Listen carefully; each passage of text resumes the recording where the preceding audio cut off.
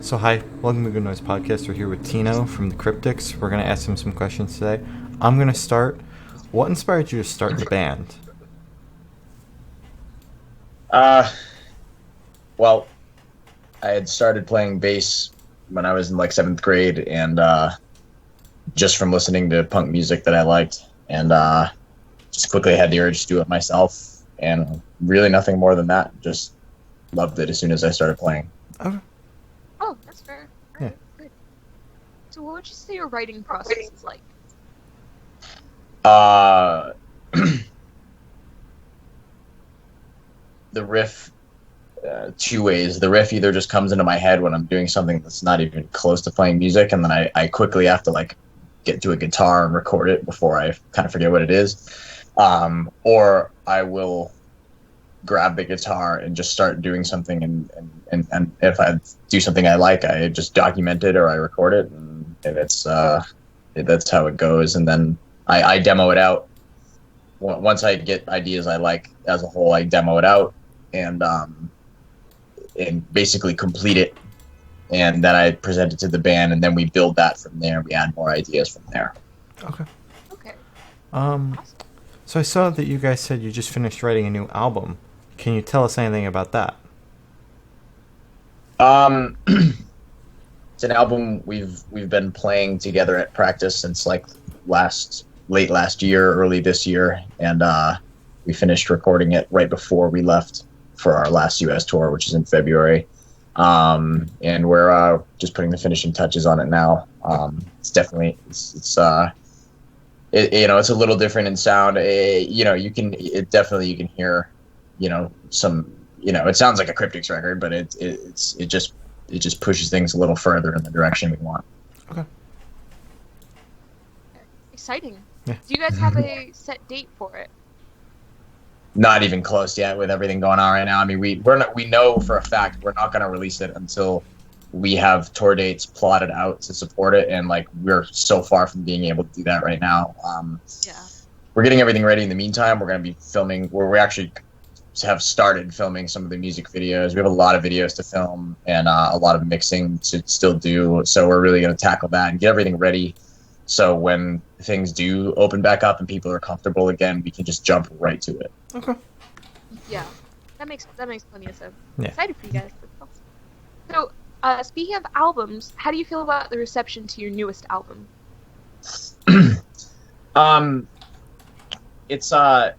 It's been good. I mean, it's actually been, as far as like the singles and like the videos we've launched for the singles, like that, it's been the best reception we've gotten from anything we've done so far. It's also kind of, I don't know, it's strange. I don't know if like strange is the word, but it's like the album that we just recorded is actually a re-recording of something we did like 7 years ago, and like the old version is horrendous, but it got pressed and it got out there, and this is us going back and kind of fixing it and making it way the hell better. So it's like, I feel like people liked it. Nobody likes the old one better, that's for sure. Everybody likes the new one. Okay. But it's just like a lot of people have already heard those songs, so I feel like it makes me more excited to wonder how the next reaction would be of like brand new, like fresh material, things I've never heard. So. Yeah. Yeah. Makes sense. So on that record, what song took the longest to write? Oh man, I wrote all of those songs over a decade to over a decade ago. None of them took a long time at all. I mean,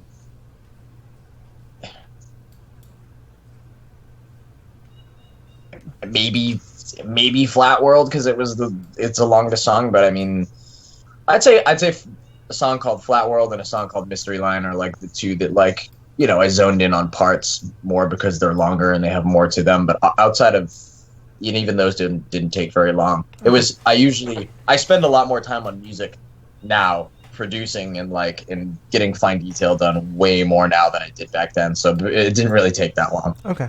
Oh, okay, that makes sense. So, looking at the album art, is there a special meaning behind it? Because it's like a box, and it's like broken on the side, and then there's like a blue ball coming out of it. Is there like a secret meaning? Well, kind of. That stemmed from, we had an earlier draft of that, and it wasn't that exact same shape.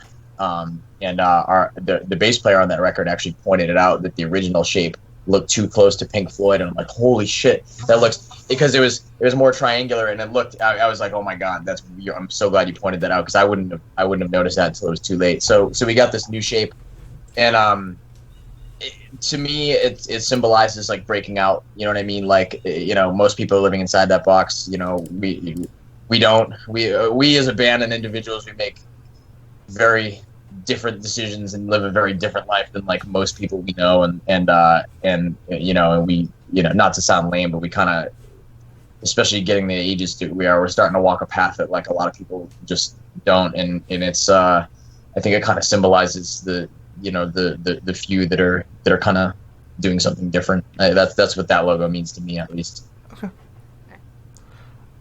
So I know you wrote this album quite a while ago, but what was your headspace while you were writing it? Back then we were, the album before that, we were more of like a, more early, like raw hardcore punk band. Well, I mean, I don't want to make us sound like we were some like crust band or something, because we weren't. But we were like we were a more, our material was more abrasive before this, and then I wanted to write stuff that was more melodic, because I listened to so much of that type of stuff, and like I wanted to bring that into the band. That was my headspace. That's what I wanted to do, and that was kind of back then. Okay, that makes sense. Yeah. So, because we're all stuck in quarantine and we have a lot more time, what bands have you been listening to recently? Well, I haven't had, just the way my personal schedule works, like I haven't really had more time. I mean, I've been busy as hell through all this, doing what I normally do. Fortunately, I know it's changed for like a lot of people. So I've been doing a ton of recording, mowing, and all that stuff, hearing my own stuff. So, when I listen to music, the normal stuff I listen to, TSOL, Wipers, Joy Division, The Hives, Third Force, Offspring. They're just my normal mix of what I normally listen to. Okay. So what artists are your biggest inspirations when you're making music? The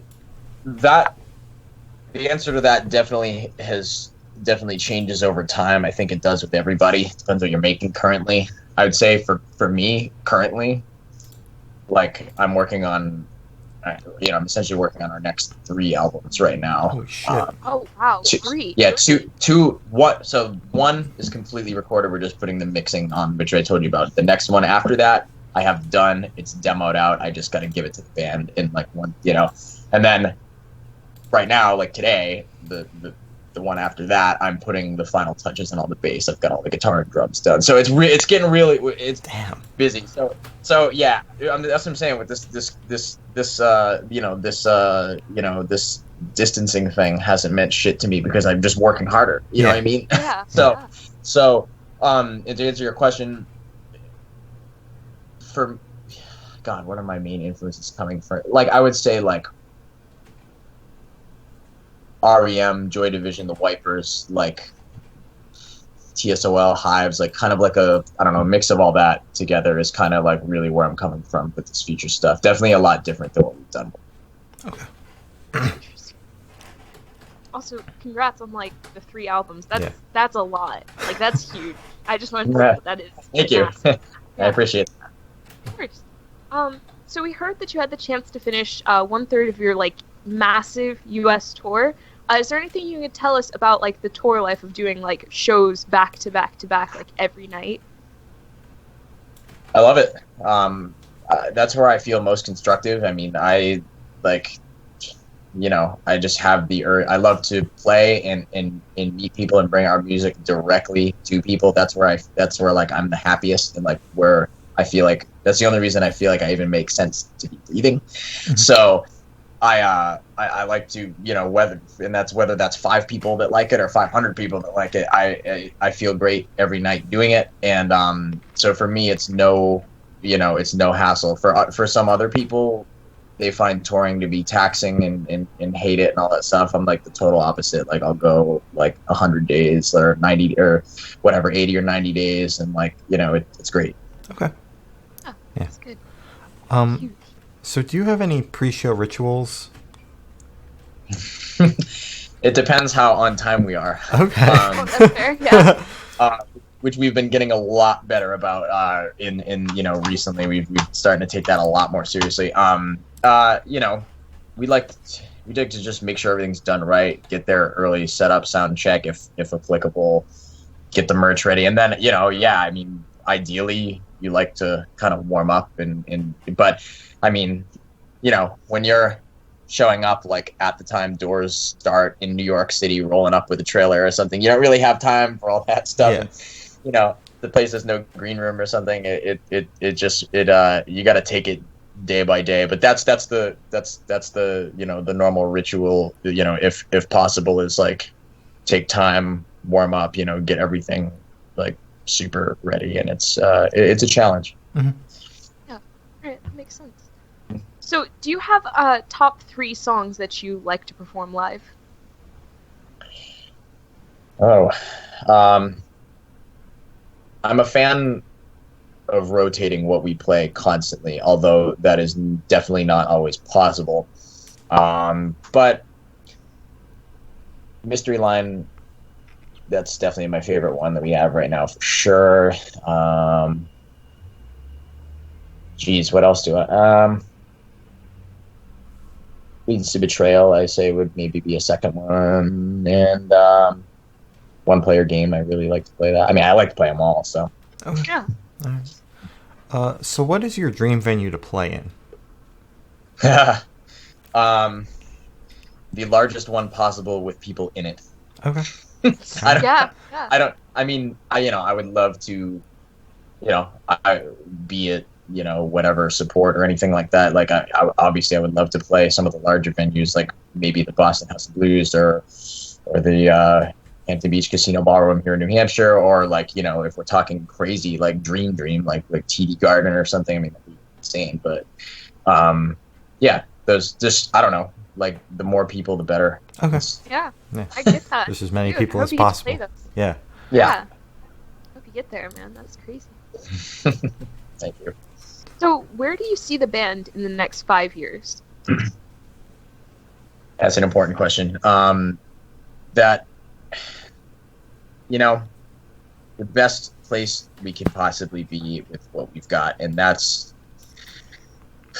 where I want to be and where I see us. I don't know. I mean, anything can go any way. The most important thing is this material that I'm cranking on downstairs here right now. Like that it's going to go either way. You know what I mean? That could get in the right hands, and that could change a lot of things. It could maybe be something that is, I don't know. Maybe it doesn't go as well as we hope. Who knows? You never know what the future lies. But we're just going to push as hard as we possibly can, regardless of who, what, when helps us. And I hope to be. I can't say where I see us, but I just hope to be a solid step ahead of where we are right now. That would mean a lot to me. Okay. Yeah. Yeah. I hope you guys are playing those big venues. Hell yeah. That'd be good. Hell yeah. That'd be good. It'd be great. So for the last couple questions, we're going to shift away from music and go straight to death row. So if you're on death row, what would your last meal be and why? With the drink. I was thinking the record label. If I was on my last meal, oh man. Yeah, anytime I get asked about food, I don't really have a bunch of specifics. I mean, like I just, dude, like I'm so simple, like a nice bagel and vegan cream cheese with some fruit. Oh man, delicious. I had that right before I talked to you. Oh, nice. There you go. That would Sounds be good. Yeah, that, I don't know, man. I'm that simple. I'm not like a wild food addict, I get that. Yeah. Nice and simple. All right. Do you have a drink? Do I have a drink? Yeah, to go with the cream cheese bagel for your death row last meal. Oh, I love the way this sounds. Oh man, just some, just some nice juice that's really good. That's about it. Okay. Yeah, solid. Okay, I'm gonna go even more in depth. Do you have a specific fruit for the juice? Damn. You gotta Gloria's be asking the real specific. questions. I am. I'm gonna roll with grape on this one. Like that's Alright, just been alright. delicious lately. Alright, white or red? Alright, dude, these are the questions that I need Not to answer. white grape. Yeah, not white. Grape. Okay, Yeah. good, Alright. because that doesn't even taste like grape juice, so I'm happy. No. So, if you could live in one fictional world for a week, where would you live? Damn. All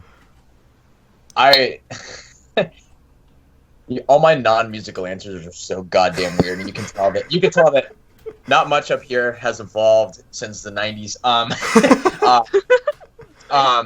I would say I always really appreciated, and this is weird as hell, but I always really appreciated like the setting, and even though it was just a soundstage, like the setting in like the movie Clue. Like I love the mansion. I love like the outside. Like if I could like really witness that environment in reality, like and have that be as creepy and shit, like I would think that's super cool. I don't know if I'd want to be there for a week, but Yeah, Just like a quick little a tour, a walkthrough. Yeah. Right. That's fair. So I have the honor of asking the last question. Some may say it's the most important question. What is your favorite color? green. Any Green? specific shade? A good emerald green. All right. Ooh, we Okay. haven't gotten that one yet. Yeah. That's a good Um, so as I said, that's all the questions we have. Is there anything you would like to plug? Just check out our latest music videos, Mystery Line, Face the Day, Nighttime Freaks. That's what we got right now. I can't really plug anything more in the future because we don't know what the hell's going on right now. I get fair. that, yeah. So thank you for sitting down with us. This has been Tino from the Cryptics, and we're the Good Noise Podcast.